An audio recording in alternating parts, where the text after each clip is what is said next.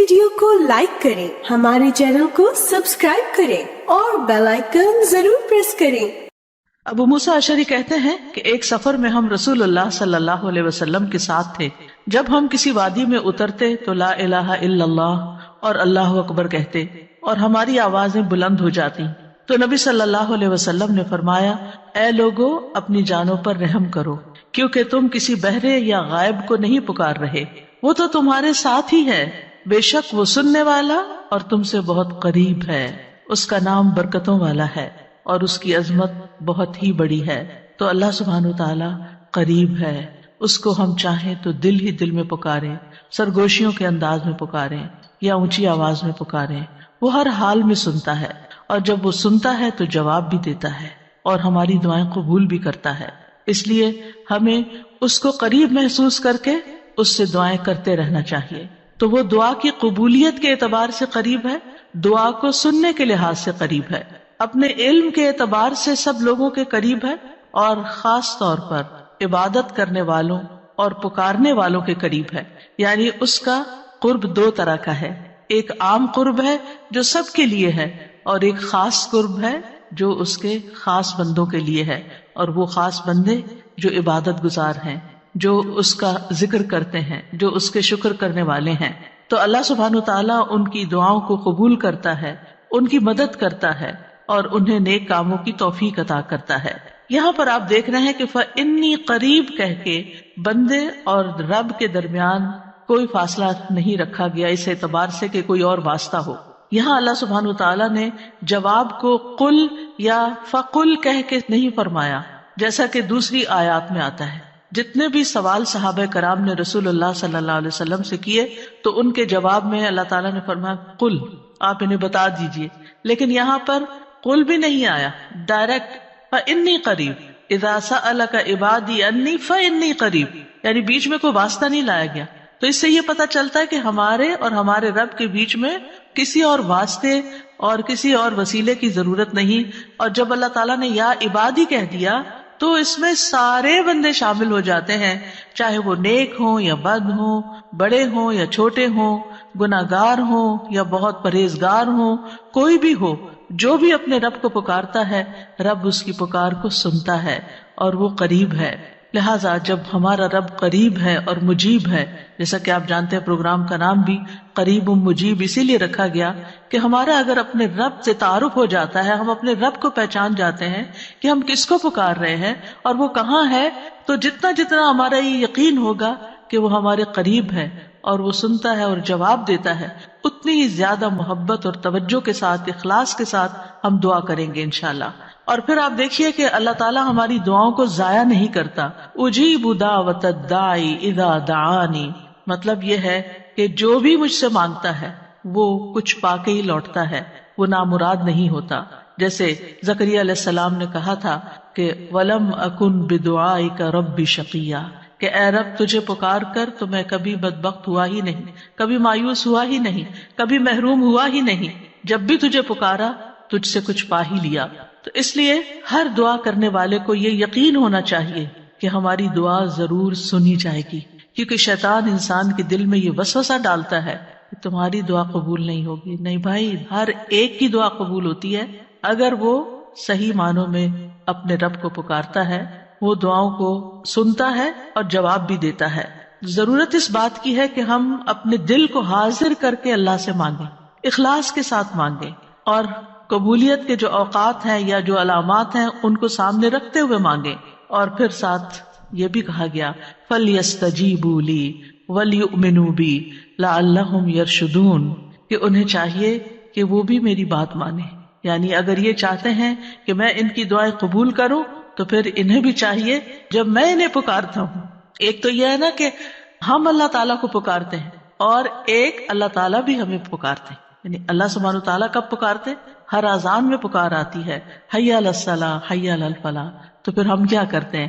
کیا واقعی ہم صلاح کی طرف جاتے ہیں یا نہیں؟ اسی طرح قرآن مجید میں بہت دفعہ یا ایھا الذین آمنوا کہہ کے ہمیں پکارا گیا ہے، اے لوگوں جو ایمان لائے ہو، یا ایھا الناس کہہ کے تمام انسانوں کو پکارا گیا ہے۔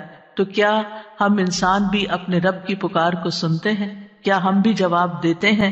کیا ہم بھی اس کی طرف بڑھتے ہیں؟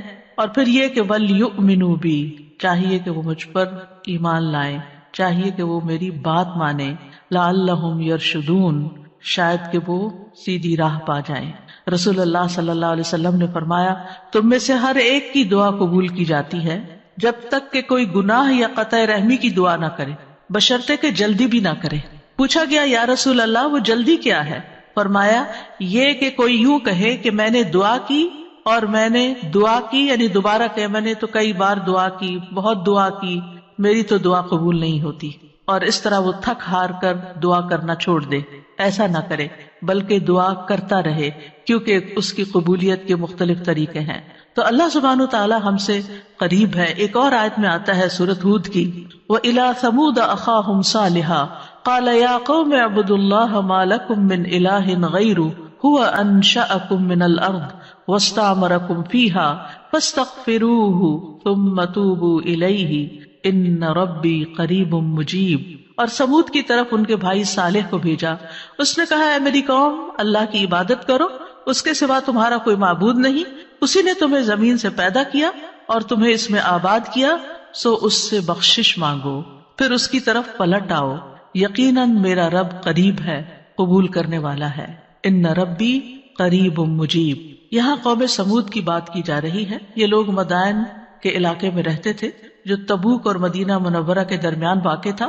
صالح علیہ السلام نے اپنی قوم کو ایک طرف اللہ سبحانہ تعالیٰ کی عبادت کی دعوت دی، توحید کی دعوت دی کہ صرف وہی تمہارا معبود ہے جس نے تمہیں پیدا کیا، جس نے تمہیں زمین میں آباد کیا، لہٰذا تم شرک سے اجتناب کرو، صرف اللہ کی طرف رجوع کرو۔ کیوں؟ اس لیے کہ وہ بہت قریب ہے، اپنے بندوں کی دعائیں سنتا ہے۔ تو آپ دیکھیے، جو آپ کے قریب ہو اور جو آپ کی بات بھی سنتا ہو، تو کیا آپ نہیں چاہیں گے کہ آپ اس کے قریب ہوں؟ یہاں پر آپ دیکھیے کہ دعا کرنے سے پہلے دو چیزوں کی بات ہے، استغفار اور توبہ کی، کہ اس سے استغفار کرو اور توبہ کرو تو تمہاری دعائیں قبول ہوں گی۔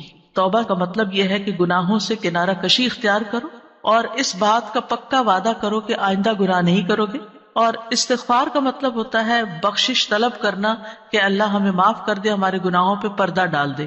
اور توبہ اور استغفار دونوں ہم معنی بھی ہیں۔ امام ابن قیم کہتے ہیں استغفار میں توبہ شامل ہے اور توبہ میں استغفار شامل ہے، اور جب ان کو الگ الگ بولا جاتا ہے تو پھر اس کا معنی الگ الگ بھی ہوتا ہے، اور اگر یہ دونوں اکٹھے آئیں یعنی ایک دوسرے کے ساتھ مل کر آئیں تو استغفار کا مطلب یہ ہوتا ہے کہ زندگی میں جو ہم کر چکے ہیں غلط کام، برائیاں، اللہ تعالی ہمیں ان کے شر سے محفوظ رکھے، اور توبہ کا مطلب یہ ہے کہ ہم آئندہ گناہ میں پڑنے کے شر سے آپ کی مدد چاہتے ہیں، حفاظت چاہتے ہیں۔ اور توبہ اس پختہ ارادہ کو بھی کہتے ہیں کہ دوبارہ گناہ نہیں کریں گے، آئندہ یہ نہیں کریں گے۔ تو ان ربی قریب مجیب، میرا رب یقیناً قریب ہے، مجیب ہے۔ اور یہاں قریب قرب سے شفقت اور اکرام کے معنوں میں، یعنی رب بہت شفیق اور مہربان ہے، بہت کریم ہے، اور اس کا اپوزٹ ہوتا ہے بعید، دور۔ اور بہت کا لفظ سختی کے لیے بولا جاتا ہے کہ وہ جو شفیق نہ ہو، سخت ہو، کرخت ہو، اور پھر یہ کہ کچھ نہ دے، تو ایسا نہیں ہے ہمارا رب۔ ہمارا رب قریب ہے، مہربان ہے، اور اس کے ساتھ ساتھ یہ کہ وہ اپنے بندوں کا اکرام کرتا ہے اور انہیں سیدھے رستے پر چلاتا ہے، ان کی رہنمائی کرتا ہے، ان کی ضروریات پوری کرتا ہے، ان کی حفاظت کرتا ہے، ان کو مدد دیتا ہے، ان کی مشکلات دور کرتا ہے۔ لہٰذا ہمیں اپنے رب کو قریب پاتے ہوئے، اور قربت کا ایک احساس ہوتا ہے۔ قریب ہونے کا مطلب یہ نہیں کہ اللہ سبحانہ وتعالیٰ کسی نعوذ باللہ فزیکل فارم میں ہمارے ساتھ بیٹھے ہوئے ہیں یا ہمارے دل میں بیٹھے ہوئے ہیں، یہ مطلب نہیں ہے قریب کا۔ قربت ایک احساس کا نام ہے۔ آپ نے دیکھا ہوگا بہت سے لوگ دور ہوتے ہوئے آپ کے دل کے قریب ہوتے ہیں، اور کئی لوگ آپ کے ساتھ رہتے ہوئے، آپ کے ساتھ بیٹھے ہوئے، آپ کے ساتھ زندگی گزارتے ہوئے بھی آپ سے دور ہوتے ہیں۔ تو اللہ سبحانہ وتعالی کا قرب محسوس کرنے کی چیز ہے، اس طرح کہ وہ سنتا ہے۔ اللہ سبحانہ وتعالی سنتا ہے، السمیع ہے، اللہ تعالیٰ دیکھتا ہے، البصیر ہے، اللطیف ہے، الخبیر ہے، ہمارے دلوں کے راز بھی جانتا ہے۔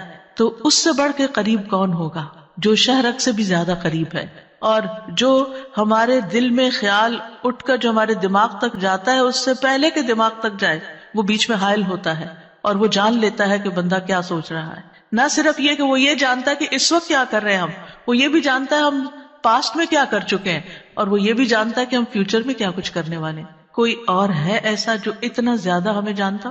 کیا وہ ہماری ضروریات کو نہیں جانتا ہوگا؟ کیا وہ ہمارے دکھ کو نہیں جانتا؟ کیا وہ ہماری پریشانیوں کو نہیں جانتا؟ کیا وہ ہماری زندگی کے مقاصد کو نہیں جانتا؟ کیا وہ ہماری کوششوں کو نہیں جانتا؟ کیا وہ ہماری عبادتوں کو نہیں جانتا؟ وہ خوب جانتا ہے، وہ سب کچھ جانتا ہے۔ تو جو جانتا ہے اس سے مانگے بنسبت اس کے کہ جو جانتا بھی نہیں ہے، اور ہم اس سے توقعات لگا کے بیٹھے رہے کہ یہ ہمارے لیے کچھ کریں گے۔ عام طور پر ہم جب کسی مشکل کا شکار ہوتے ہیں تو پھر بندوں کی طرف دیکھتے ہیں، نہیں، جو اپنے رب کو قریب پاتے ہیں وہ اپنے رب ہی کی طرف دیکھتے ہیں اور رب ہی کی طرف پلٹ پلٹ کر جاتے ہیں۔ اور تابا یتوبو کا مطلب پلٹ پلٹ کر جانا بھی ہے، کہ واپس پلٹتے ہیں کہ اللہ تعالیٰ اگر ہماری کسی بات سے آپ ناراض ہو گئے ہیں یا ہم سے خفا ہیں تو ہم تیری ہی طرف پلٹتے ہیں۔ اعوذ بک منک، تجھ سے ڈر کے پھر تیرے ہی پاس پناہ لیتے ہیں، اپنے گناہوں کے شر سے بچنے کے لیے، اپنی سیئات سے بچنے کے لیے۔ تو اس لیے تھرو آؤٹ جو ہمارا انشاءاللہ پروگرام ہوگا، اس میں آپ یہ 2 لفظ بس پکے کر لیں، وہ قریب ہے، وہ مجیب ہے، وہ بہت قریب ہے، اور وہ جواب بھی دیتا ہے، وہ دعائیں قبول بھی کرتا ہے۔ اس لیے اس رمضان میں خوب خوب دعائیں کرنی ہے۔ اور ویسے بھی آپ دیکھیں کہ دعا افضل ترین عبادت ہے، الدعاء مخ العبادہ، عبادت کا جوہر ہے، عبادت کی ٹاپ پر ہے۔ تو رمضان کا مہینہ عبادت کے لیے، لہٰذا اس عبادت میں دعاؤں کا ایک خاص حصہ ہونا چاہیے۔ دعا ہے کیا؟ دعا کا لفظ عربی زبان میں دال عین واو سے مل کر بنا ہے۔ دعا یدعو دعاء و دعوتن، یہ 2 مصدر ہیں اس سے، اور دعا کا لفظی معنی ہوتا ہے کسی کو آواز اور کلام کے ساتھ مائل کرنا، پکارنا، یعنی آواز بھی دینا، اس سے بات بھی کرنا، اور اس کو اپنی طرف متوجہ کرنا۔ ایک ہوتا کسی سے بات کرنا لیکن اس میں مقصد یہ نہیں ہوتا کہ میری طرف متوجہ ہو۔ مثلا میں آپ سے بات کر رہی ہوں اس وقت، تو مجھے آپ سے یہ ایکسپیکٹیشن نہیں کہ آپ میری طرف متوجہ ہو کہ میری کوئی مدد کریں۔ لیکن دعا میں جب انسان پکارتا ہے تو اس کا مطلب ہوتا ہے کہ دوسرا متوجہ ہو اور جس مقصد کے لیے اس کو پکارا جا رہا ہے وہ مقصد بھی پورا ہو جائے۔ عربی میں کہتے ہیں دعوت اللہ، میں نے اللہ کو پکارا، یعنی میں نے سوال کرتے ہوئے، اللہ تعالیٰ کی طرف عاجزی کرتے ہوئے، جو خیر ہے اس کے پاس اس میں رغبت رکھی، اور اس رغبت کو طلب کرنے کے لیے اس کو پکارا، یعنی اس رغبت کے ساتھ اس کو پکارا۔ قرآن مجید میں دعا کا لفظ مختلف معنوں میں استعمال ہوا ہے۔ نمبر 1، دعا بمعنی ندا، آواز دینے کے معنوں میں۔ دعا کا مطلب کیا؟ آواز دینا۔ جیسے سورۃ آل عمران میں آتا ہے فَقُلْ تَعَالَوْا نَدْعُ أَبْنَاءَنَا وَأَبْنَاءَكُمْ وَنِسَاءَنَا وَنِسَاءَكُمْ وَأَنفُسَنَا وَأَنفُسَكُمْ، تو آپ کہہ دیجئے کہ آؤ ہم اپنے اور تمہارے بیٹوں کو اور اپنی اور تمہاری عورتوں کو بلا لیں، پکار لیں، یعنی تم بھی ان کو بلا لو، ہم بھی بلا لیتے۔ تو بلانے کے معنوں میں استعمال ہوتا ہے۔ تو عربی زبان میں دعا اور ندا یہ 2 لفظ مترادف بھی ہیں، ایک دوسرے سے ملتے جلتے ہیں، سینونیمز ہیں، ایک جگہ پر اکٹھے بھی استعمال ہوئے ہیں۔ الا دعاء و نداء، کہ پکار اور آواز کے سوا کچھ نہیں سنتا۔ پھر اسی طرح دعا بمعنی طلب کرنا، کسی چیز کی ڈیمانڈ کرنا۔ قرآن مجید میں آتا ہے وَلَا تَزِرُ وَازِرَةٌ وِزْرَ أُخْرَى وَإِن تَدْعُ مُثْقَلَةٌ إِلَى حِمْلِهَا لَا يُحْمَلْ مِنْهُ شَيْءٌ وَلَوْ كَانَ ذَا قُرْبَى، اور کوئی بھی بوجھ اٹھانے والا کسی دوسرے کے گناہوں کا بوجھ نہ اٹھائے گا۔ یہ کب کی بات ہے؟ قیامت کے دن۔ اور کوئی بوجھ سے لدا ہوا شخص اپنا بوجھ اٹھانے کے لیے کسی کو بلائے گا، اس کو پکارے گا، وَإِن تَدْعُ، تو وہ اس میں سے کچھ بھی نہیں اٹھا سکے گا، کوئی مدد نہیں کرے گا قیامت کے دن، اگرچہ وہ قریبی رشتہ دار ہی کیوں نہ ہو۔ تو کسی کو مدد کے لیے بلانا، آؤ میرا سامان اٹھاؤ، میرا بوجھ اٹھاؤ، اس کے لیے بھی لفظ دعا جس میں ایک طلب پائی جاتی ہے استعمال ہوتا ہے۔ اسی طرح دعا کا لفظ بمعنی قول، بات کے بھی استعمال ہوتا ہے۔ قرآن مجید میں آتا ہے فَمَا كَانَ دَعْوَاهُمْ إِذْ جَاءَهُمْ بَأْسُنَا إِلَّا أَن قَالُوا إِنَّا كُنَّا ظَالِمِينَ، جب ان کے پاس ہمارا عذاب آیا تو ان کا قول اس کے سوا کچھ نہ تھا کہ وہ کہنے لگے بے شک ہم ہی ظالم تھے۔ تو یہاں پر قول یا بات کے معنوں میں آیا ہے۔ پھر اسی طرح دعا کا لفظ عبادت کے معنوں میں بھی آتا ہے۔ سورۃ کہف میں نوجوانوں کا جو قصہ آتا ہے جس میں وہ اب ایمان کو بچانے کے لیے غار کی طرف جا رہے تھے، تو اللہ تعالیٰ نے ان کے بارے میں فرمایا وَرَبَطْنَا عَلَىٰ قُلُوبِهِمْ إِذْ قَامُوا فَقَالُوا رَبُّنَا رَبُّ السَّمَاوَاتِ وَالْأَرْضِ لَن نَّدْعُوَ مِن دُونِهِ إِلَٰهًا لقد قلنا اذا شططا، اور ہم نے ان کے دلوں کو مضبوط کر دیا جب وہ اٹھ کھڑے ہوئے تو کہنے لگے ہمارا رب تو آسمانوں اور زمین کا رب ہے، ہم ہرگز اس کے سوا کسی الہ کو نہیں پکاریں گے، یعنی اس کی عبادت نہیں کریں گے، اور اگر ہم ایسا کریں تو یقیناً ہم نے ناانصافی کی بات کی۔ تو دعا بمعنی عبادت۔ پھر اسی طرح پانچواں معنی قرآن مجید میں دعا بمعنی فریاد کرنا، طلب کرنا، فریاد کرنا، اور اس میں وَإِن كُنتُمْ فِي رَيْبٍ مِّمَّا نَزَّلْنَا عَلَىٰ عَبْدِنَا فَأْتُوا بِسُورَةٍ مِّن مِّثْلِهِ وَادْعُوا شُهَدَاءَكُمْ، اگر تمہیں اس قرآن میں شک ہے جو ہم نے اپنے بندے پر نازل فرمایا تو اسی طرح کی ایک سورت تم بھی بنا لاؤ اور اللہ کے سوا اپنے گواہوں مددگاروں کو بھی بلا لو، فریاد کرو کہ وہ آئے اور تمہاری مدد کرے، یعنی مدد کے لیے پکارنا، یہ معنی ہے۔ پھر اسی طرح دعا بمعنی کسی چیز کی ترغیب دینا، یعنی کسی چیز کی طرف دعوت دینا۔ نوح علیہ السلام نے اپنی قوم کو پکارا تھا، قال رب انی دعوت قومی لیلا ونہارا، اس نے کہا ہے میرے رب بے شک میں نے اپنی قوم کو رات اور دن پکارا، ان کو دعوت دیتا رہا دین کی طرف، اپنے رب کی طرف، اور اس میں معنی عبادت کا بھی ہے کہ اللہ کی عبادت کرو تو عبادت کی دعوت میں ان کو دیتا رہا۔ پھر اسی طرح دعا بمعنی منسوب کرنا، نسبت دینا، ادعوہم لآبائہم، ان بچوں کو ان کے حقیقی باپوں کی نسبت سے پکارو، یعنی ادعوہم کا مطلب ہے کہ ان کو اپنے باپوں کی طرف ہی منسوب کرو، جن کے وہ بچے ہیں باپ کا نام نہیں بدلو۔ اور آٹھواں معنی ہے سوال کرنا، دعا بمعنی سوال، جیسے بنی اسرائیل نے موسیٰ علیہ السلام سے کہا قالوا ادع لنا ربک یبین لنا ما ہی، انہوں نے کہا تم اپنے رب سے ہمارے لیے دعا کرو، تو یہ جو دعا ہے یہ بمعنی سوال ہے، یعنی مانگو کہ وہ ہمارے لیے بیان کر دے کہ وہ گائے کس طرح کی ہو۔ تو قرآن مجید میں یہ دعا کا لفظ مختلف معنوں میں استعمال ہوا ہے، لیکن دعا کا عمومی شرعی معنی کیا ہے؟ اللہ کی بارگاہ میں عاجزی کے ساتھ سوال کرنا اور اللہ کے پاس جو خیر ہے اس میں راغب ہونا، رغبت رکھنا۔ اللہ کی بارگاہ میں اللہ کے حضور عاجزی کے ساتھ سوال کرنا، چیخ چلا کے نہیں بلکہ بہت ہمبل طریقے سے، اور جو خیر اللہ کے پاس ہے اس میں رغبت رکھنا، اس کا شوق رکھنا۔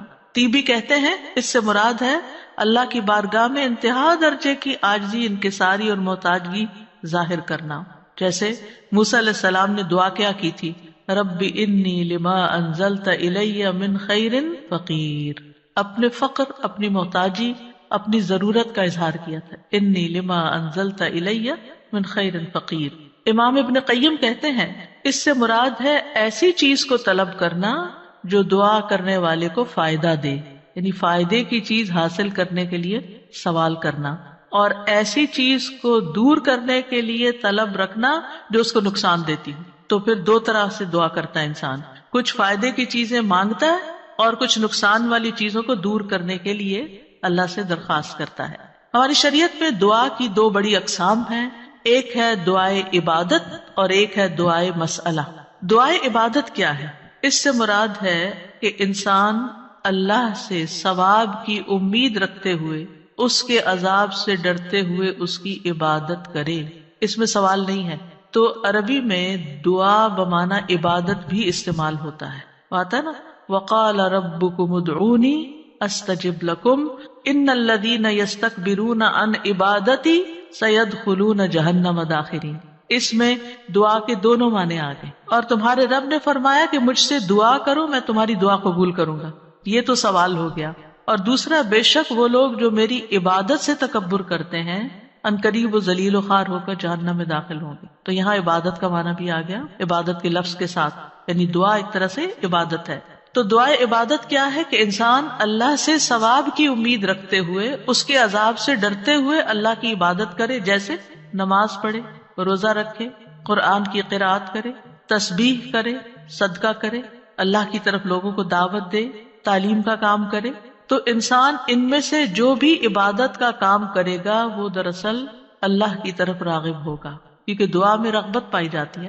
اور جو شخص مثلا نماز پڑھتا ہے تو گویا وہ زبان حال سے دعا کر رہا ہوتا ہے، اللہ سے بخشش مانگ رہا ہوتا ہے کہ اللہ تعالیٰ ہمارے اوپر رحم کیجیے، ہم نے جو گناہ کیے ہیں آپ ان کو معاف کر دیجیے، کیونکہ نماز بذات خود کیا کرتی ہے؟ بلاؤں کو ٹالتی ہے، گناہوں کو معاف کرنے کا ذریعہ ہے، ٹھیک ہے۔ اچھا، صدقہ کیا کرتا ہے؟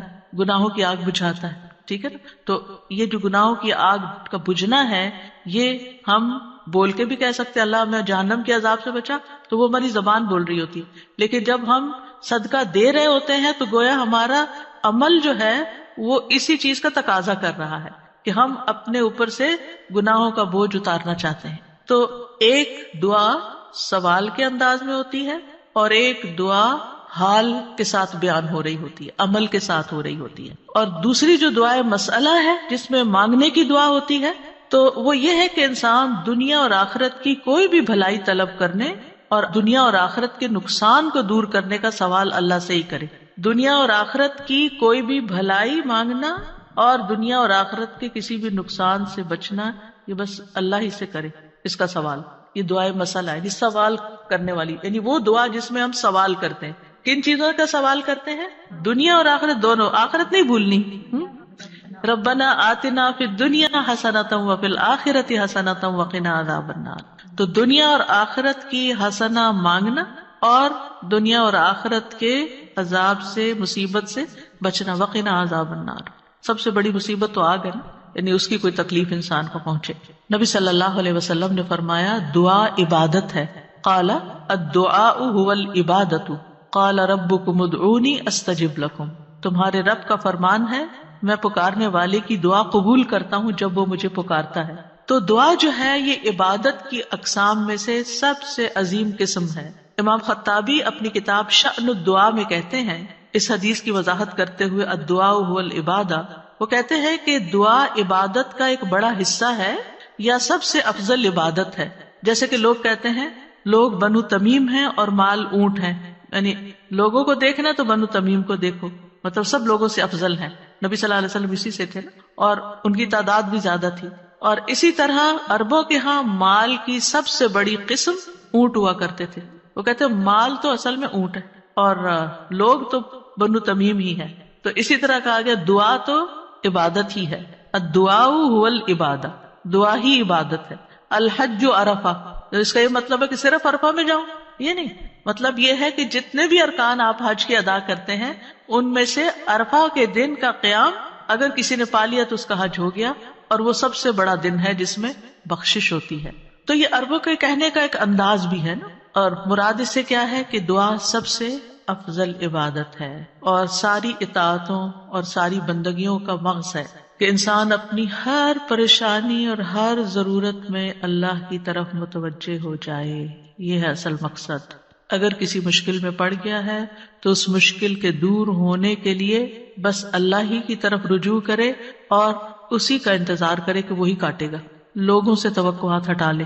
اس کا یہ مطلب نہیں کہ ہم لوگوں سے ہیلپ لے نہیں سکتے، آپ لوگوں سے ہیلپ لے سکتے ہیں، آپ ان کو بتا سکتے ہیں کہ آپ کس مشکل میں ہیں اور اس کا حل کیا ہے، لیکن ان سے توقع نہ رکھے کہ یہ میری مشکل حل کر دیں گے. مثلا آپ کو کوئی پرابلم ہوئی ہے، آپ کسی سے مشورہ کرنا چاہتے ہیں، آپ کسی سے کاؤنسلنگ لینا چاہتے ہیں، آپ ضرور لیں، لیکن یہ توقع نہ رکھیں کہ یہ آپ کا مسئلہ حل کر دے گا یا بس یہی آپ کے لیے سب کچھ ہو گیا. اس کو اللہ سبحانہ وتعالیٰ سے آگے نہ رکھیں. کہتے ہیں نا ہمت مردہ مدد خدا. ہمت آپ نے کرنی ہے، کوشش آپ نے کرنی، مدد اللہ نے کرنی ہے. دعا کی بھی ہمت ہوتی ہے اور دعا کے لیے بھی ایک ایفرٹ لگانی پڑتی ہے اور اس کے لیے یکسو ہونا پڑتا ہے. خصوصاً آپ دیکھیں کہ جب کسی بڑی پریشانی کے نتیجے میں انسان کے ہوش اڑ جاتے ہیں، اوسان خطا ہو جاتے ہیں، اس کو کچھ سمجھ نہیں آتی، تو ایسی صورت میں انسان اپنے خیالات کو مجتمع کر کے، فوکس کر کے، پوری توجہ کے ساتھ اللہ کی طرف جب متوجہ ہوتا ہے تو یہ ہے اصل میں دعا کی روح. اور نہ صرف یہ کہ بڑی مشکلات میں بلکہ چھوٹی چھوٹی ضروریات میں بھی اللہ کی طرف رغبت کرنی چاہیے. دعا کی ضرورت کیوں ہے ہماری زندگی میں؟ کیونکہ ہم اللہ کے محتاج ہیں. بادشاہ وہی ہے، ہم فقیر ہیں. یا ایھا الناس انتم الفقراء الی اللہ، اے لوگو تم سب اللہ کے محتاج ہو. کوئی بھی انڈیپینڈنٹ نہیں، کوئی بھی یہ نہیں کہہ سکتا کہ میں اپنے سب کام خود ہی کر سکتا ہوں. واللہ هو الغنی الحمید، اور اللہ سب سے بے پرواہ ہے اور تعریف کے لائق ہے. بندوں میں سے کوئی بھی بے پرواہ نہیں ہو سکتا، ہم سب محتاج ہیں. دوسری بات، اللہ سارے خزانوں کا مالک ہے. وَإِن مِّن شَيْءٍ إِلَّا عِندَنَا خَزَائِنُهُ، کوئی چیز ایسی نہیں. وَإِن مِّن شَيْءٍ إِلَّا عِندَنَا خَزَائِنُهُ، کہ جس کے خزانے ہمارے پاس نہ ہوں. آپ کوئی چیز آرڈر کرنا چاہتے ہیں تو پتہ چلتا ہے وہ تو ہے ہی نہیں، ختم ہو گئی، اسٹاک ختم، آؤٹ آف اسٹاک. بڑی سے بڑی کمپنی، بڑے سے بڑے ریسورسز رکھنے والے انسانوں سے جب آپ مانگتے ہیں تو آپ دیکھیں کیا ہوتا ہے کہ انسان بعض اوقات وہ اوپر جا کے اتنی نیچے گرتے ہیں کہ پائی پائی کے محتاج ہو جاتے ہیں. ایسی مثالیں آپ نے بھی دیکھی ہوں گی, سنی بھی ہوں گی کہ کہاں ان کے پاس بہت کچھ تھا اور کہاں وہ زیرو پہ آ گئے. اللہ تعالیٰ ایسا نہیں ہے, ہمیشہ سے ہے اس کے پاس اور ہمیشہ رہے گا. ساری مخلوق اگر کسی میدان میں جمع ہو کر سب کچھ مانگے تو بھی اللہ تعالیٰ کے خزانوں میں اتنی کمی نہیں آتی جتنی ایک سوئی کو سمندر میں ڈبو کے نکالا جائے تو پانی جو سوئی کے ساتھ لگتا ہے اتنی بھی کمی نہیں ہوتی. وہ جتنا چاہے خرچ کرتا رہے, جتنا چاہے وہ بندوں کو دیتا رہے, پھر بھی اس کے ہاتھ بھرے رہتے ہیں, ان میں کوئی کمی نہیں ہوتی.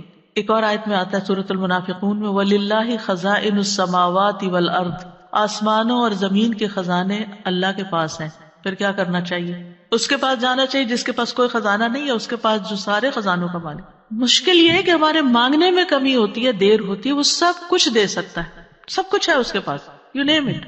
آپ گھر جا کے بیٹھیں, غور کریں, نماز کے بعد کسی اور خاموشی تنہائی کے وقت, مجھے کیا چاہیے, مجھے کیا مسئلہ ہے, مجھے کیا پرابلم ہے, میری کیا پریشانی ہے, کیا اللہ کے پاس اس کا حل ہے؟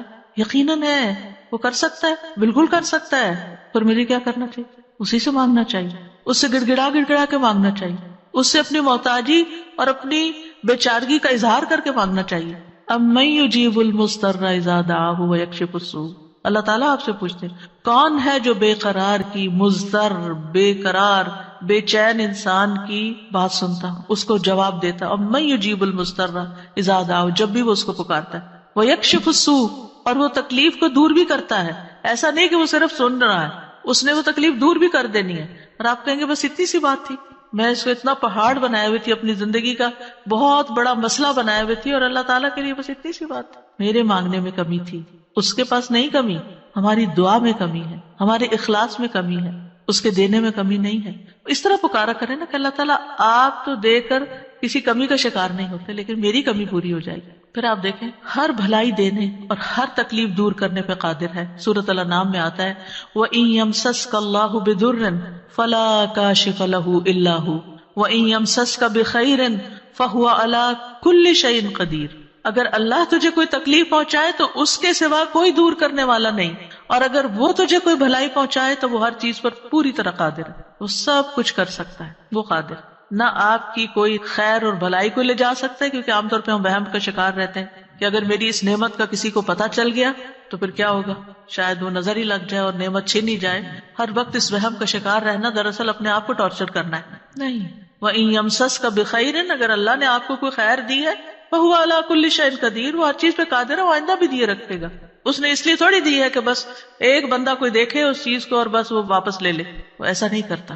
ایک روایت میں آتا ہے کہ ایک شخص نے رسول اللہ صلی اللہ علیہ وسلم سے پوچھا, اے اللہ کے رسول, آپ کن چیزوں کی دعوت دیتے ہیں, یعنی آپ کی دعوت کیا ہے, آپ کیا بتاتے ہیں لوگوں کو, آپ کیا سکھاتے ہیں؟ آپ نے فرمایا میں اس اللہ کی طرف دعوت دیتا ہوں جو اکیلا ہے, وہ اللہ کہ جب تم پر کوئی مصیبت آتی ہے اور تم اسے پکارتے ہو تو وہ تم سے تمہاری مصیبت دور کر دیتا ہے. یہ ہے اللہ کا تعارف. جب آپ کے بچے آپ سے پوچھیں اللہ کون ہے تو آپ کیا بتاتے ہیں؟ یہ بڑے بڑے لفظ بولتے ہیں نا. یہ دیکھیں یہاں پر کیا بولا گیا, اتنے سمپل. آپ بچے کو کہہ سکتے ہیں اللہ وہ ہے جو تمہیں کھانا دیتا ہے, اللہ وہ ہے جو تمہیں فلاں چیز دیتا ہے, تمہیں ماما بابا دیے ہیں, جو جو بچے کی ضرورت ہوتی ہے ایج کے حساب سے آپ اس اعتبار سے بچے کو اللہ کا تعارف کرا سکتے ہیں, ان چیزوں کے ساتھ جو نظر آتی ہیں اور جو اس کی پسند کی ہیں کہ وہ ہے اللہ. پھر آپ نے فرمایا کون ہے اللہ کہ جب تم کسی بیابان اور جنگل میں راستہ بھول جاؤ اور تم اس سے دعا کرو تو وہ تمہیں واپس پہنچا دیتا ہے. اور صرف جنگل بیابان ہی, اب تو خیر جی پی ایس وغیرہ کی سہولت موجود ہے, اس کے باوجود بھول جاتے ہیں نا, اس کے باوجود غلط ٹرن لے لیتے ہیں, کبھی پہلے اور کبھی بعد میں. جی پی ایس فریز ہو جاتے ہیں, نیٹ چلا جاتا ہے, روڈ میپ ختم ہو جاتا ہے, کئی مسائل ہیں. تو کبھی بھی راستہ بھولیں تو ہم پہلی بات یہ سوچیں کہ اللہ سے دعا کرتے ہیں اللہ راستہ دکھا دے. راستہ بھولنے پر مجھے کبھی ٹینشن نہیں, میں ہمیشہ سوچتی ہوں اللہ پہنچا دے گا, ہو جائے گا, کوئی مسئلہ نہیں. اللہ کے تو علم ہے نا. میں تو کہتے ہیں کہ آپ کو پتا ہے نا کہاں ہے, بس وہاں لے جائیں. ہمیں نہیں پتا, آپ کو تو پتا ہے نا. تو جب آپ اللہ سے مانگتے ہیں, کبھی لاڈ پیار سے, کبھی اس کی کسی صفت کا واسطہ دے کر, کبھی اپنی عاجزی محتاجی ظاہر کر کے, تو وہ ضرور سنتا ہے. پھر فرمایا وہ ذات کہ جب تم قحط سالی میں مبتلا ہوتے ہو اور تم اس سے دعا کرتے ہو تو وہ تم پر پیداوار ظاہر کر دیتا ہے, یعنی تمہاری پیداوار اگا دیتا ہے زمین سے. یہ ہے اللہ, یہ اللہ کا تعارف. پھر آپ دیکھیے کہ ہم کیوں اللہ سے مانگیں, کیونکہ زمین و آسمان کی ساری مخلوق اللہ ہی سے مانگتی ہے, تو ہم کیوں نہ مانگیں. آپ غور کیجئے ذرا اس بات پر، یسألہ من فی السماوات والارض کل یوم ھو فی شأن، اسی سے مانگتا ہے جو کوئی آسمانوں اور زمین میں ہے، ہر دن وہ ایک نئی شان میں ہے، اسی سے مانگ رہا ہے ہر کوئی جو آسمانوں اور زمین میں ہے، ہر کوئی۔ کون کون ہے آسمانوں اور زمین میں؟ آسمانوں میں فرشتے ہیں جن کو ہم جانتے ہیں، زمین پر انسان اور جنات ہیں، اس کے علاوہ جو اور مخلوقات ہیں، وہ ساری مخلوق اللہ سے مانگ رہی ہے۔ اگر ساری مخلوق اللہ سے مانگتے اور ہم کسی اور سے مانگنا شروع کر دیں، غیر اللہ سے مانگیں، تو کتنی حماقت والی بات ہے نا۔ اللہ نے عقل اسی لیے دی تھی کہ ہم اللہ ہی کو نہ پہچانے۔ تو اللہ سبحانہ وتعالیٰ سے سوال کرنے کے اعتبار سے 4 طرح کے لوگ ہیں۔ امام ابن تیمیہ کہتے ہیں پس تمام آسمانوں اور زمین کے لوگ اللہ سے سوال کرتے ہیں تو ان کے 4 درجات بن جاتے ہیں۔ پہلی قسم، کچھ وہ لوگ ہوتے ہیں جو نہ ہی اللہ کی عبادت کرتے ہیں نہ ہی اس سے مدد طلب کرتے ہیں، حالانکہ اللہ نے ان کو پیدا کیا، ان کو رزق دیا، ان کو عافیت دی۔ تو یہ کون ہے؟ نہ اللہ کی عبادت نہ ہی اس سے دعا، کچھ بھی نہیں، کوئی تعلق نہیں۔ دوسری قسم کے وہ لوگ ہوتے ہیں جو اللہ سے مدد طلب کرتے ہیں تو وہ ان کی مدد کر دیتا ہے، لیکن وہ اللہ کی عبادت نہیں کرتے، عبادت نہیں کرتے۔ ہاں جب کوئی مسئلہ پیش آتا ہے تو پھر کیا کرتے ہیں؟ پھر دعا کر لیتے۔ ایسے لوگ آپ نے دیکھے ہوں گے، نماز نہیں، روزہ نہیں، صدقہ خیرات کچھ نہیں، ہاں کوئی مشکل پیش آئے تو پھر اللہ سے دعا کرتے ہیں۔ تیسری قسم کے کچھ وہ لوگ ہوتے ہیں جو اللہ کی عبادت اور اطاعت طلب کرتے ہیں، لیکن نہ ہی اس سے مدد مانگتے ہیں نہ اس پہ توکل کرتے ہیں۔ نماز روزہ کر لیں گے، دعا نہیں کرتے، کہتے ہیں اللہ کو پتہ ہی ہے نا کیا چاہیے، اب مانگنا کس لیے؟ نہیں، اللہ تعالیٰ خود فرماتے وقال ربکم ادعونی، تمہارا رب کہتا ہے مجھ سے دعا کرو، تو کیوں نہ دعا کریں، ہمیں دعا کرنی ہے۔ چوتھی قسم کے وہ لوگ ہوتے ہیں جو اللہ کی عبادت بھی کرتے ہیں اور اس سے دعا بھی کرتے ہیں، اس سے مدد بھی طلب کرتے ہیں۔ تو اللہ تعالیٰ اپنی عبادت اور اطاعت پر ان کی مدد کرتا ہے، جیسے ہم کہتے ہیں رب اعنی علی ذکرک و شکرک و حسن عبادتی، تو اللہ تعالیٰ مدد بھی فرماتا ہے۔ اب ہم اپنے آپ کو دیکھیں کہ ہم کون سی کیٹیگری میں فال کرتے ہیں، ہم کہاں ہیں؟ کیا ہم ان لوگوں میں ہیں جو عبادت بھی کرتے ہیں اور دعا بھی کرتے ہیں؟ تو یہ ٹاپ کلاس کے لوگ ہیں، اور باقی اللہ تعالیٰ کے حق میں کمی کوتاہی کرتے ہیں۔ تو ہمیں دعا کرتے رہنا چاہیے، اللہ تعالیٰ کو پکارتے رہنا چاہیے، ہر ضرورت میں، ہر مقصد میں، ہر پریشانی میں، ہر دکھ میں، ہر بیماری میں، ہر موقع پر، ہر چیز کے لیے، چھوٹی سے چھوٹی چیز کے لیے، بڑی سے بڑی چیز کے لیے اللہ ہی سے مانگنا چاہیے، کیونکہ وہ دے کر احسان نہیں جتاتا، وہ دے کر شرمندہ نہیں کرتا، وہ دے کر ہم سے واپس نہیں مانگتا، وہ بغیر شرط کے دیتا ہے، غیر مشروط دیتا ہے۔ وَإِذَا سَأَلَكَ عِبَادِي عَنِّي فَإِنِّي قَرِيبٌ أُجِيبُ دَعْوَةَ الدَّاعِ إِذَا دَعَانِ فَلْيَسْتَجِيبُوا لِي وَلْيُؤْمِنُوا بِي لَعَلَّهُمْ يَرْشُدُونَ۔ وَإِذَا سَأَلَكَ عِبَادِي عَنِّي فَإِنِّي قَرِيبٌ أُجِيبُ دَعْوَةَ الدَّاعِ إِذَا دَعَانِ فَلْيَسْتَجِيبُوا لِي وَلْيُؤْمِنُوا بِي لَعَلَّهُمْ يَرْشُدُونَ۔ تو ہمیں مانگتے رہنا چاہیے کیونکہ وہ قریب ہے، وہ مجیب ہے۔ اللہ سبحانہ وتعالیٰ اپنے بندوں کو خود فرماتا ہے کہ اللہ سے اس کے فضل کا سوال کرو، یہ اللہ کا حکم ہے۔ سورۃ النساء میں آتا ہے وَاسْأَلُوا اللَّهَ مِن فَضْلِهِ، اور اللہ سے اس کے فضل کو مانگو کہ اللہ اپنا فضل فرما۔ فضل کیا ہوتا ہے؟ جو ہم ڈیزرو نہیں کرتے، نہ اپنی عبادت کی وجہ سے، نہ کسی محنت کی وجہ سے، نہ کسی قابلیت کی وجہ سے، نہ کسی ہنر کی وجہ سے، ہم ڈیزرو نہیں کرتے، لیکن آپ دے سکتے، ہم پھر بھی آپ سے مانگتے ہیں، چاہے ہم اس قابل نہیں لیکن پھر بھی آپ سے مانگتے، آپ ہمیں عطا کیجیے۔ اور اللہ تعالیٰ کو یہ بات پسند ہے کہ بندے اس سے مانگیں، کیونکہ بندے کو جب کسی چیز کی ضرورت ہوتی ہے نا اور وہ اس کو اللہ تعالیٰ سے مانگتا ہے تو وہ اللہ تعالیٰ کے ساتھ کنیکٹ ہو جاتا ہے، اللہ تعالیٰ کو یاد کرتا ہے، اس کے سامنے اپنی حالت کا اظہار کرتا ہے، اپنا دکھ، اپنا شکوہ، اپنا غم، اپنا رنج، اپنی پریشانی اس کو سناتا ہے، جو سن کر آگے نشر نہیں کرتا۔ جب ہم بندوں کے سامنے اپنی کسی پریشانی کا ذکر کر دیتے ہیں تو بعض اوقات کیا کرتے ہیں، وہ آگے بیان کر دیتے ہیں اور یوں آپ کے راز کھل جاتے ہیں، آپ کا مرتبہ اور مقام لوگوں کی نگاہ میں گر جاتا ہے، کچھ لوگ آپ سے حسد کرنے لگتے ہیں، کچھ لوگ آپ کی تکلیف پہ خوش ہوتے ہیں۔ تو اس لیے ہمیں اللہ سبحانہ تعالیٰ کے سامنے ہی اپنے رنج اور دکھ کی فریاد رکھنی چاہیے۔ اللہ تعالیٰ اپنے بندوں کو ہر چیز کو اسی سے مانگنے کا حکم دیتا ہے۔ اب ہر چیز میں کیا ہے؟ صحیح مسلم کی روایت ہے، ابو ذر غفاری رضی اللہ عنہ کہتے ہیں کہ نبی صلی اللہ علیہ وسلم اپنے رب تبارک و تعالیٰ سے روایت کرتے ہیں کہ بے شک اللہ تعالیٰ فرماتا ہے اے میرے بندو تم سب گمراہ ہو سوائے اس کے جسے میں ہدایت دوں، پس تم مجھ سے ہدایت مانگو میں تمہیں ہدایت دوں گا۔ نمبر 1 دعا کیا ہونی چاہیے؟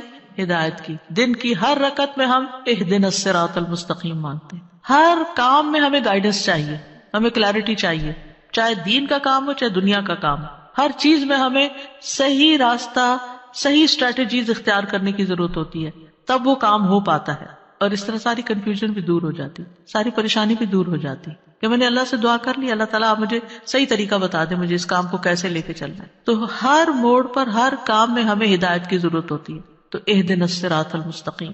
پھر فرمایا اے میرے بندو تم سب بھوکے ہو سوائے اس کے جسے میں کھلاؤں، تو تم مجھ سے کھانا مانگو میں تمہیں کھانا کھلاؤں گا۔ سبحان اللہ، سب سے بڑی ضرورت ہدایت کے بعد انسان کی کیا ہے؟ کھانا، جو اس کو دن میں کئی بار کھانا پڑتا ہے، اور انسان سب سے زیادہ پریشان بھی اس کے لیے ہوتا ہے، اور مال کا سب سے بڑا حصہ بھی اسی پہ خرچ ہوتا ہے۔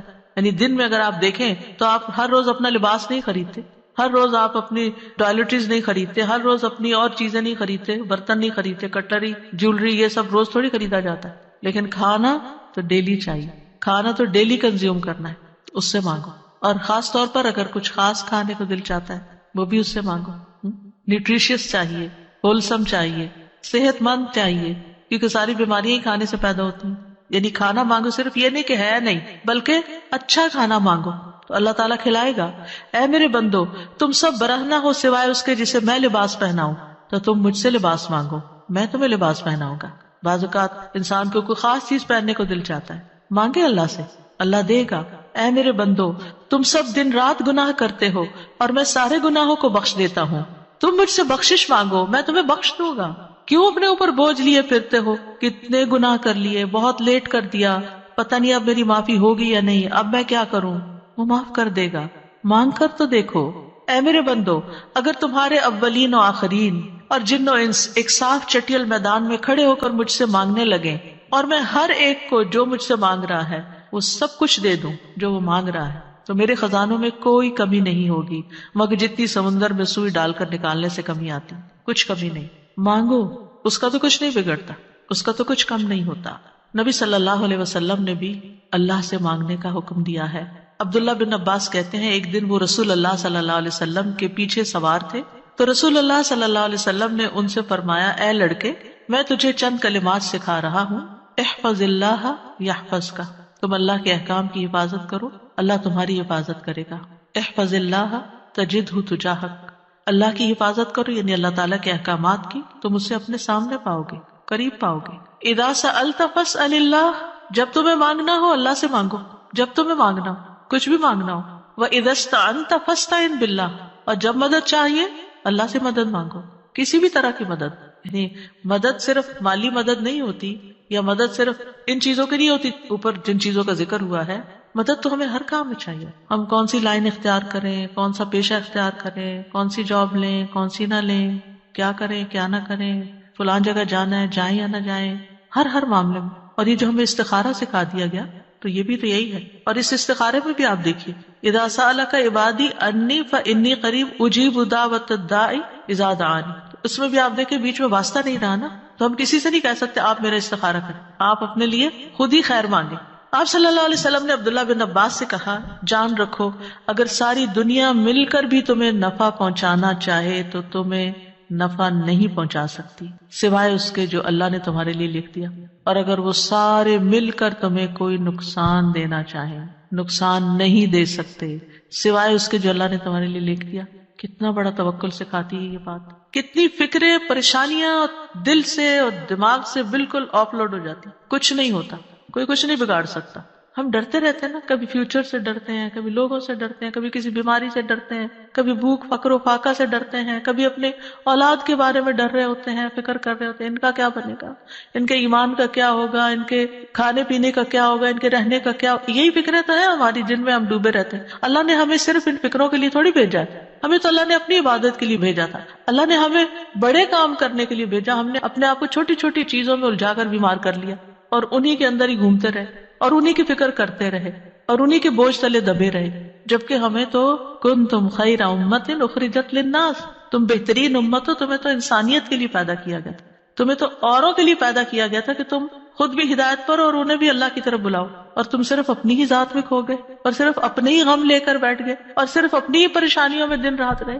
ان سب چیزوں کو تو اللہ کے حوالے کرنے کی ضرورت ہے، وہ ٹیک کیئر کرے گا. ان تنصروا اللہ ینصرکم، اگر تم اللہ کی مدد کرو گے اللہ تمہاری مدد کرے گا، اور وہ ضرور کرے گا. تم اوروں کی فکر کرو، اللہ تمہاری کرے گا. تو اس لیے ہمارے کرنے کا کام کیا؟ احفظ اللہ یحفظ کا، حفاظت چاہیے. تم اللہ تعالیٰ کے احکامات کی حفاظت کرو، جو تمہیں کہا جا رہا ہے وہ پابندی سے کرو، باقی کام اللہ کا ہے. اور پھر احفظ اللہ تجدہ تجاہک، جب تم اللہ کے بن جاؤ گے نا تو پھر اللہ کو بہت قریب پاؤ گے. پھر آپ دیکھیے کہ اللہ کے نزدیک دعا سے زیادہ کوئی چیز معزز نہیں. دعا انسان کو عزت دیتی ہے. جب انسان بندوں کے آگے ہاتھ پھیلاتا ہے تو ذلیل ہوتا ہے، اور جب اللہ سے مانگتا ہے 2 ہاتھ اٹھا کے، بندوں کے سامنے تو ہم 1 ہاتھ پھیلاتے ہیں اور اللہ کے سامنے 2 ہاتھ پھیلاتے ہیں. اور جب انسان اللہ سے مانگتا ہے تو اللہ اس بندے سے محبت کرتا ہے اور اس بندے کو دیتا ہے، نوازتا ہے اور عزت دیتا ہے، اپنی جناب سے دیتا ہے. اور جب بندوں سے مانگتے ہیں تو وہ کبھی دیتے ہیں کبھی نہیں دیتے، اور کبھی دے کے اذیت بھی دیتے ہیں، اور پھر احسان جتاتے ہیں، دکھ دیتے ہیں، ذلیل کرتے ہیں. بعض اوقات آپ کی انا کو مجروح کر دیتے ہیں، آپ کی عزت کو مجروح کر دیتے ہیں، آپ کو بعض اوقات بدنام کر دیتے ہیں. تو اللہ کے نزدیک دعا سے زیادہ کوئی چیز معزز نہیں. لیس شیء اکرم علی اللہ من الدعاء. پھر یہ کہ اللہ تعالیٰ دعائیں سنتا ہے. وَلَقَدْ نَادَانَا نُوحٌ فَلَنِعْمَ الْمُجِيبُونَ. یقیناً نوح نے ہمیں پکارا تو ہم بہت اچھے قبول کرنے والے ہیں. ہم نے ان کی سنی، ہمیں کیوں بتایا جا رہا ہے؟ تاکہ تم بھی پکارو، تمہاری بھی سنی جائے گی. ابراہیم علیہ السلام نے کیا کہا تھا؟ ان ربی لسمیع الدعاء. میرا رب تو یقیناً دعا سننے والا ہے، وہ تو ضرور سنتا ہے. اور پھر خاص طور پر جو مضطر ہو، بے چین ہو، بے قرار ہو، لاچار ہو. امن یجیب المضطر اذا دعاہ ویکشف السوء. یہ لاچار کون ہوتا ہے؟ ابن عباس کہتے ہیں اس سے مراد وہ شخص ہے جس کی ایسی ضرورت ہو جو اس کو مشقت میں ڈال دے، یعنی مصیبت میں پڑ جائے انسان، چاہے اندر قلبی روحانی طور پر، چاہے مالی طور پر، چاہے صحت، یعنی کسی بھی اعتبار سے جو چیز اس کو مشکل میں ڈال دے، مشقت میں. یہ لاچاری ہوتی ہے. یہ کہتے ہیں ڈپینڈنسی جیسے ہو جاتی ہے دوسروں پر. سدی کہتے ہیں کہ اس سے مراد وہ شخص ہے جس کے پاس کوئی ہیلا چارہ قوت باقی نہ رہے، یعنی دنیا میں اس کا کوئی وسیلہ سبب نہیں رہا، تنہا رہ گیا، وہ سنتا ہے. ذنون کہتے ہیں اس سے مراد وہ شخص ہے جو اپنے تعلقات کو اللہ کے سوا سب سے کاٹ دے، بس اللہ ہی ہے میرا. ابو جعفر کہتے ہیں کہ اس سے مراد مفلس شخص ہے جس کے پاس کچھ نہیں. سہل بن عبداللہ کہتے ہیں اس سے مراد وہ شخص ہے جو اپنے ہاتھ دعا مانگتے ہوئے اللہ کی طرف بلند کرتا ہے، اوپر اٹھاتا ہے، حالانکہ اس کے پاس اطاعت کا کوئی نیکی کا کام نہیں ہوتا جس کو وہ وسیلہ بنا سکے. لاچار. اب ہر جگہ سے مایوسی ہوگی، اب ایک ہی راستہ ہے، اور وہ راستہ شیطان کہتا ہے تم تو اتنے نافرمانو، تمہاری نہیں سنی جائے گی. نہیں، وہ پھر بھی سنتا ہے. امن یجیب المضطر. اصل میں بندے تو ہم اللہ ہی کے ہیں نا، چاہے ہم اللہ کو اپنا بنائیں یا نہ بنائیں، ہیں تو اسی کے، جانا تو اسی کی طرف ہے، دنیا میں بھی اسی کی طرف جانے کی ضرورت پیش آتی ہے. اور پھر آپ دیکھیے کہ اللہ تعالیٰ کا قبولیت کا وعدہ بھی ہے، اور وہ بندوں کی حاجات پوری کرتا ہے. اللہ تعالیٰ خود پکارتے ہیں جب رات کا 1/3 حصہ بچتا ہے، آسمان دنیا پہ نزول فرما کے اللہ تعالیٰ فرماتے ہیں کون ہے جو مجھ سے دعا کرے تو میں اس کی دعا قبول کروں، کون ہے جو مجھ سے بخشش طلب کرے تو میں اسے بخش دوں، کون ہے جو مجھ سے رزق مانگے تو میں اس کو رزق عطا کروں، کون ہے جو تکلیف دور کرنے کی درخواست کرے تو میں اس کی تکلیف دور کروں. اور یہ اعلان فجر کے طلوع ہونے تک ہوتا رہتا ہے. تو اللہ تعالیٰ پکار رہے کہ مانگو مجھ سے. اب دیکھیے اگر کبھی آپ کے پیرنٹس میں سے کوئی یا کوئی بڑا یا اگر آپ سے کہے کہ اچھا مانگو، کیا مانگتے ہو، فرمائش کرو، کیا کرتے ہیں ہمارا حال کیا ہوتا ہے؟ بہت خوش ہو جاتے ہیں، اتنی بڑی آفر آ گئی، کرو فرمائش، کیا چاہیے، جیولری چاہیے، کپڑے چاہیے، جو چاہیے مانگو.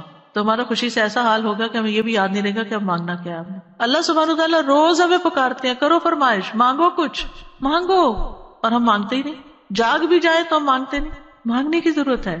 اب دیکھیے کہ دنیا کے بادشاہ جب کوئی سوالی آتا ہے، کوئی بیگر آتا ہے، وہ دروازے بند کر دیتے ہیں. جو انسان 2 سے 3 دفعہ آپ سے کچھ مانگ چکا ہو، جب آپ اس کو دیکھتے ہیں تو وہ موڑ کے چل دیتے ہیں، یہ پھر آ گیا ہے، پھر کچھ مانگے گا. کیا اللہ تعالیٰ بھی ایسا کرتا ہے؟ 100 بار آئے آپ اس کے پاس، 100 بار عطا کرے گا. وہ اپنا دروازہ بند نہیں کرتا، وہ اپنی دولت نہیں چھپاتا، وہ تمہارے لیے ہر روز رات کو دروازہ کھولتا ہے. آ جاؤ تم میری طرف، مانگو مجھ سے.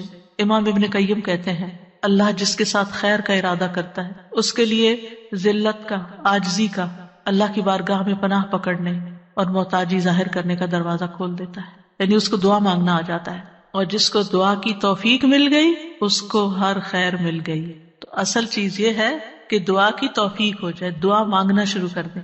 آپ دیکھیں کہ اس نیت سے بھی یہ پروگرام رکھا گیا تھا کہ ہم روز دعا کے بارے میں کچھ سنیں، پھر دعا کے مطلب کو سمجھیں، دعا دعا دعا کرتے رہے تاکہ ہمیں دعا مانگنا آ جائے. یعنی جس کا ہول سول گول ہے اس پروگرام کا وہ یہ کہ ہمیں دعائیں مانگنا آ جائیں، ہم دعاؤں کے شوقین ہو جائیں، دعا مانگنے سے محبت کرنے لگیں، دعاؤں کے اوپر یقین کرنے لگے کہ اللہ تعالیٰ سنتا اور ضرور سنے گا، اور ہمارے سارے بوجھ اتر جائیں اور ہم سارے اپنے معاملات اپنے رب کے سپرد کر دیں، اور ہم دنیا میں بھی ایک اچھی زندگی بسر کریں اور آخرت میں. امام ابن تیمیہ کہتے ہیں جب اللہ کسی بندے کے ساتھ خیر کا ارادہ کرتا ہے تو اس کے دل میں دعا مانگنے اور اس سے مدد طلب کرنے کا الہام کر دیتا ہے کہ اللہ سے مانگو، اس کے دل میں ڈال دیتا ہے، اور اللہ اس کے مدد طلب کرنے اور اس کے دعا مانگنے کو اس کے لیے خیر کا ذریعہ بنا دیتے ہیں جس کے لیے اس نے مدد طلب کی ہوتی ہے، یعنی اس کا رستہ نکل آتا ہے. تو دعا مانگنے کے فائدے کیا ہیں؟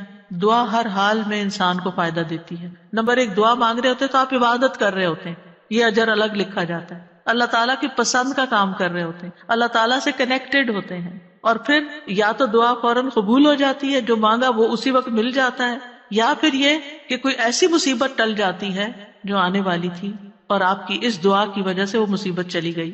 رسول اللہ صلی اللہ علیہ وسلم نے فرمایا دعا فائدہ دیتی ہے اس کے بارے میں بھی جو کچھ نازل ہو چکا ہے اور اس کے بارے میں بھی جو نہیں اترا. بس اللہ کے بندوں تم پر دعا کرنا لازم ہے، یعنی جو مصیبتیں آ گئی ہیں ان کو بھی دور کرے گی دعا، اور جو ابھی نہیں آئی اتر رہی ہیں ان کو بھی دور کر دے گی، آنے والی مشکلات کو بھی ہٹا دے گی. پھر یہ کہ اللہ تعالیٰ اپنے مانگنے والوں کو خالی ہاتھ نہیں لوٹاتا. حدیث میں آتا ہے بے شک اللہ عز و جل کو اس بات سے حیا آتی ہے کہ اس کا کوئی بندہ اس کے سامنے ہاتھ پھیلا کر کسی خیر کا سوال کرے اور وہ انہیں خالی لوٹا دے، کہ کچھ بھی نہ ڈالے اس میں. ایسا نہیں ہوتا. انس رضی اللہ عنہ کہتے ہیں رسول اللہ صلی اللہ علیہ وسلم نے فرمایا بے شک اللہ بڑا رحیم ہے، بڑے کرم والا ہے. اس کو اس بات سے شرم آتی ہے کہ اس کا کوئی بندہ اس کے آگے اپنے دونوں ہاتھ پھیلائے اور وہ ان دونوں میں کوئی خیر نہ ڈالے. وہ ایسا نہیں کرتا.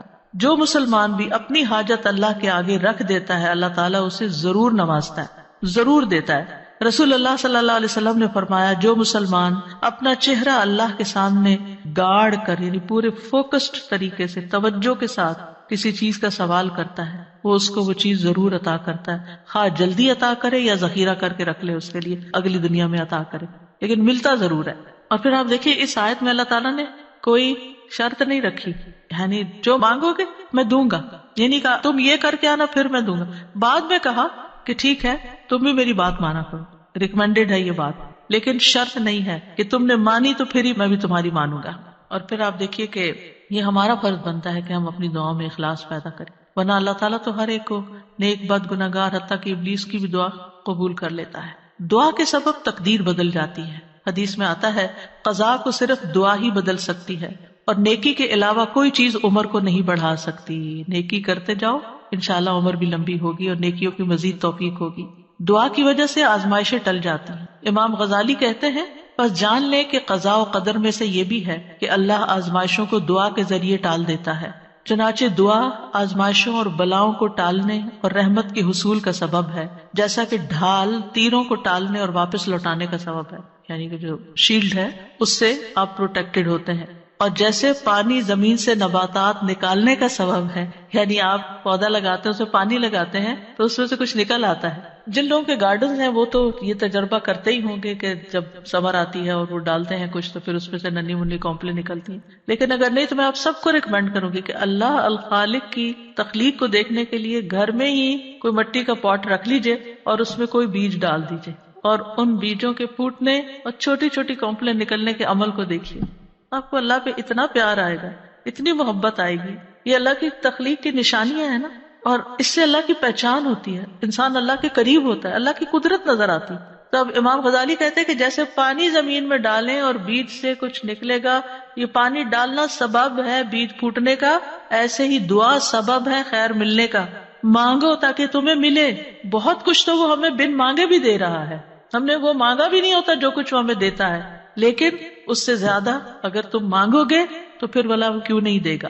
اور پھر وہ کہتے ہیں کہ جیسے ڈھال تیر کو لوٹاتی ہے اور دونوں ایک دوسرے کی مدافعت کرتے ہیں، اسی طرح دعا اور آزمائش آپس میں زور آزمائی کرتے ہیں. آزمائش اوپر سے اتر رہی ہوتی ہے اور دعا نیچے سے چڑھتی ہے اور بیچ میں جا کے وہ ان کی لڑائی ہوتی ہے. دعا کہتی ہے واپس چلو، اس بندے پہ نہیں آنا، تو اس لیے بہت ضروری ہے کہ ہم اللہ تعالیٰ سے مانگتے رہیں. اور آپ دیکھیں کتنی دعائیں ایسی ہیں جنہوں نے تاریخ کا رخ پھیر دیا، شر سے خیر کی طرف، بہتر سے بہترین کی طرف.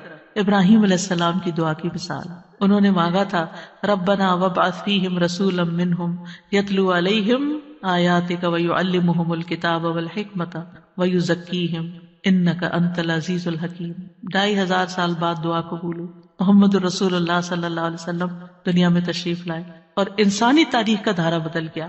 ابو امامہ کہتے ہیں میں نے کہا اللہ کے رسول صلی اللہ علیہ وسلم آپ کے اس کام کی ابتدا کیسے ہوئی؟ یعنی آپ نے یہ جو سب کچھ کیا ہے بگننگ کہاں سے تھی؟ کہا میرے باپ ابراہیم علیہ السلام کی دعا سے. آپ بھی اپنے بچوں کے لیے، نسلوں کے لیے، اپنے شاگردوں کے لیے دعائیں کیا کریں. معلوم نہیں ان میں سے کون آپ کی دعا کی وجہ سے کوئی ایسا خیر کا کام کر جائے جو آپ کے لیے بہترین صدقہ جاریہ بن جائے. تو دوسروں کے لیے دعائیں کرنے میں بخل سے کبھی کام نہ لیں. بعض اوقات کچھ کام ہم خود نہیں کر پاتے، نہ اس کے قابل ہوتے، نہ ہماری اتنی زندگی ہے، نہ اتنی سخت ہمت اور صلاحیت، لیکن ہم جب دوسروں کے لیے وہی دعائیں کرتے ہیں تو اللہ سبحانہ وتعالیٰ ان کے ذریعے وہ سارا ثواب اور خیر ہم تک واپس پہنچا دیتا ہے. ہم سب لوگ، انسان، باقی مخلوقات بھی نبی صلی اللہ علیہ وسلم کی آمد کی وجہ سے رحمت پاتے ہیں. آپ رحمت للعالمین ہیں اور اس دعا کی وجہ سے دائمی خیر اور بھلائی پا رہے ہیں. پھر نوح علیہ السلام کی دعا. نوح علیہ السلام بہت مظلوم تھے، ان کی قوم دعوت دینے کی وجہ سے ان کو مارتی پیٹتی بھی تھی. پھر انہوں نے جب دعا کی تو وہ ان کی نجات کا ذریعہ بنی. عیسیٰ علیہ السلام کی دعا جو آخری زمانے میں ہوگی، جب طور میں آخری زمانے میں ایمان والے ان کے ساتھ محصور کر دیے جائیں گے تو ان کی دعا کی وجہ سے مسلمانوں کے لیے فتح ہوگی، یاجوج ماجوج کی تباہی ہوگی. ابن قیم کہتے ہیں مصیبت کو ٹالنے میں اور اپنا مقصد حاصل کرنے میں دعا قوی ترین اسباب میں سے ایک سبب ہے. یہ تمام دوائیوں سے زیادہ مفید ہے. دعا ساری دوائیوں سے زیادہ مفید ہے. یہ آزمائشوں کی دشمن ہے. دعا آزمائشوں کی دشمن ہے. یہ آزمائشوں کو دور دھکیلتی ہے، ان سے زور آزمائی کرتی ہے، ان کو واقع ہونے سے روکتی ہے، جو واقع ہو چکی ہوں ان کو ختم کرتی ہے، ان کو ہلکا کر دیتی ہے، اور یہ مومن کا ہتھیار ہے. یعنی اگر دعا آزمائش سے زیادہ طاقتور ہو تو آزمائش ختم ہو جاتی ہے. یعنی بعض اوقات ہم کہتے ہیں آزمائش نہیں ختم ہو رہی کیونکہ ہماری دعا ابھی کمزور ہے، اس کو اور اسٹرانگ کریں. اگر آزمائش سے کمزور ہو تو آزمائش کبھی ہو جاتی ہے، اور وہ دونوں ایک دوسرے کا مقابلہ بھی کرتی ہیں، ایک دوسرے کے ساتھ جھگڑا کرتی ہیں.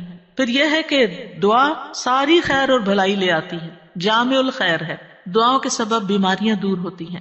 امام ابن تیمیہ کہتے ہیں بہت سے مریض ایسے ہیں جو بغیر دوا کے صرف دعا کی وجہ سے یا دم یا دل کی مضبوطی کے ساتھ اور اچھے توکل کے ساتھ شفا پا لیتے ہیں، دوا کے بغیر ہی ٹھیک ہو جاتے ہیں.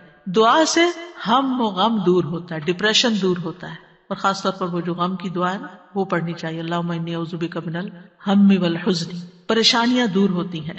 انسان کو دعا کی وجہ سے وہاں سے رزق ملتا ہے جہاں سے انسان سوچ بھی نہیں سکتا، اس کا گمان بھی نہیں ہوتا. اللہ تعالیٰ کی ناراضگی دور ہوتی ہے، اور جو آدمی اللہ سے نہیں مانگتا اللہ اس سے ناراض ہوتا ہے.